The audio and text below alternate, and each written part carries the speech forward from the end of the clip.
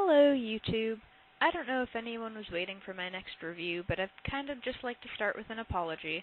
I'm also going to warn for spoilers here because I always seem to forget. But optimistically, my goal was to try to get a review out each month. I ended up getting the first 5 out relatively quickly. I started something new over the summer, but I did this around the time that I realized I couldn't put off my summer work any longer, so that review is still in progress as I haven't finished it yet. But I still have a long list of things that I've already seen to go back and rewatch and review. Fruits Basket is something that I've had for a long time. I'm actually planning on doing 2 reviews, one for the anime and one for the manga. The manga wasn't complete when I got the anime. I was on volume 13, I think, when I bought the complete DVD set with my birthday money for that year. At the time, I really liked it. Since the completion of the manga, I don't find it as impressive anymore. The review for the manga is where I'll go over what I really liked about the story and the characters, but as a heads up, this will mostly be what I didn't really like about the anime in comparison to the manga. In general, the sappy romance-type story that this is typically labeled as isn't usually my favorite thing. I'm more into action shows, actually, but I loved Fruits Basket as a whole. It had a lot of deep characters and deep plots, and it didn't hurt that the Zodiac has always been a fascination of mine. Overall, there's really nothing wrong with the anime. I want to stress that because I feel like this review is going to come out pretty negatively, and overall I really did love the series. Well, okay, there are a few things wrong with the anime if you let it stand alone, but I'll say again that my biggest problem is that I can't seem to stop comparing it to the manga.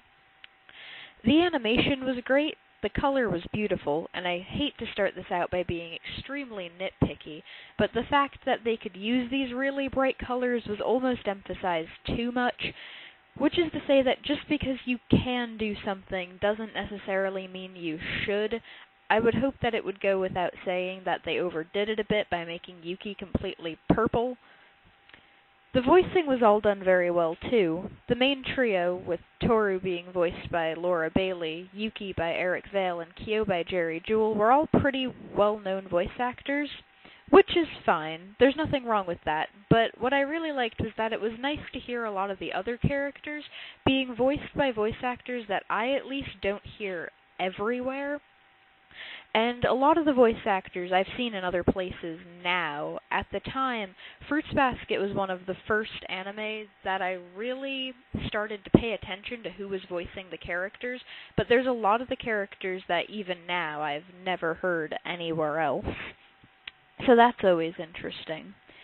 My biggest problem with the show was sort of how it just drops off. This is a pure guess on my part, but I feel like the manga probably got too popular too soon.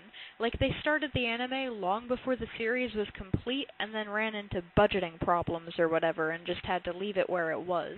But it looks like it was clearly planned out to never go any farther. And here's what makes me say this. By the end of the anime, the plot really only reaches up to volume 6 in the manga. 6 out of 23, I might add. And while we're on this topic, I might just add what a letdown that was. It's built up to make it look like Kyo's transformation was what the big plot of the series really was. Like they were holding out for something really big, and that's what they left it off on. And I'm not saying that the performance for those episodes wasn't great, because it was. I just would have liked to see how it would have been if it had been added into the rest of the story being animated. Because if you watch the anime and then pick up the manga afterwards, you see all those really deep subplots, and you get to see them actually break the curse. And I know I at least then looked back at the anime and rewatched it, and my first reaction was, well, that was disappointing. Anyway, I was saying that it looked planned because they pull later chapters out of the series and animated it for what I can only see the purpose of being able to introduce the audience to as many of the Zodiac characters as possible in their limited timeline, which I don't know if I consider that a bad thing or not, because some of the episodes were very entertaining, but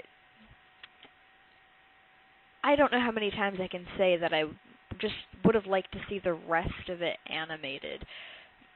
Because by the end, they end up leaving out two characters anyway, so I was kind of left feeling like, why bother? As always, I'm pretty unorganized, but before I fall into what has become my voicing highlight section of each of the English reviews, I watched this in English, by the way, if you didn't already pick up on that, but I would just like to very briefly mention the music. Maybe it was just me, but I really didn't like either the opening or the ending. I thought they were both really slow and boring, but like I said, maybe that's just me. I'm not really sure how to describe this, because a lot of the background music fits that description as well, but it's fitting. It may not be my favorite thing, but it definitely suits the anime. So I can't really picture it being any different, even if I didn't find the music to be particularly engaging. I'm going to mention the voice that I liked best before I go into the other thing, just for the sake of keeping my thoughts straight. Watching Christopher Sabat as Ayame was always entertaining, but my favorite voice for this show was actually Mike McFarland as Ritsu. I loved the energy he put into the character, especially because Ritsu's personality is constantly swinging between these two extremes, and I just thought it was done really well. On another note, there wasn't really anything with the voice acting that I didn't like. It all just really comes back to me wondering how things would have been if the anime hadn't been so unfinished. Because while they retain a lot of their original traits, all of the characters undergo a sort of transformation by the end of the series. Hooray for awful puns. Yuki starts to stand up for himself more, and Kyo starts paying more attention to how his actions affect other people. Toru seems to be in this almost constant state of depression as she searches for this way to break the curse so Kyo won't be doomed to be locked up forever. And Shigure, who's mostly just a comic relief character in the anime, starts to look even more manipulative than Akito. These changes are nothing I don't think the voice actors could have done. I just would have liked to have seen it. I think that's pretty much it as far as the anime goes. Like I said, I'm going to do a separate review for the manga, though I can't promise any sort of time frame as to when that will happen. But the review for the manga is going to mostly cover the plot and the characters, and there weren't very many things I didn't like, but that review is going to cover the highlights, I guess.